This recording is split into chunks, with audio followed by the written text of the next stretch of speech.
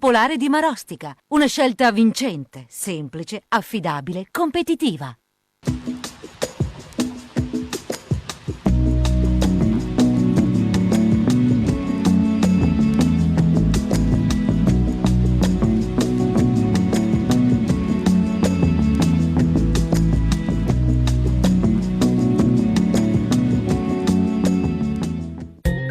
Giovedì 2 gennaio, Santi Basilio Magno e Gregorio Nazianzeno.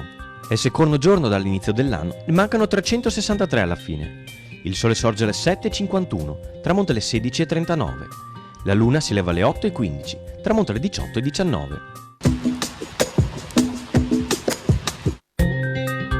Viene decisa la condanna a morte in contumacia di Baiamonte Tiepolo e di Pietro Querini, i due nobili capi della famosa congiura del 14 e 15 giugno 1310.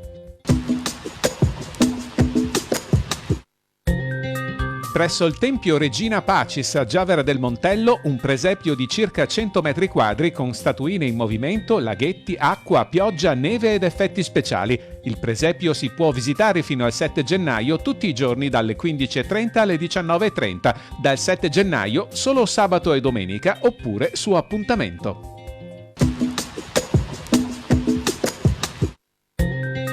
Fino al 6 gennaio, 100 presepi a Spinea, per ammirare in diverse sedi espositive centinaia di presepi, quelli in legno della Val di Fiemme, quelli in vetro di Murano, i presepi nati dalle sapienti mani di artigiani o da volontari.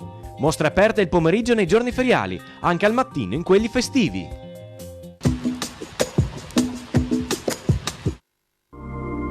Le previsioni per domani. In pianura frequenti foschie, nebbie e nubi basse, specie durante le ore più fredde. Improbabile parziale attenuazione durante le ore centrali, salvo sui settori meridionali dove potranno risultare più persistenti.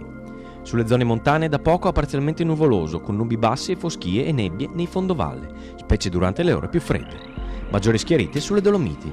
In serata ingresso di nuvolosità medio-alta. Temperature senza variazioni di rilievo, salvo variazioni di carattere locale.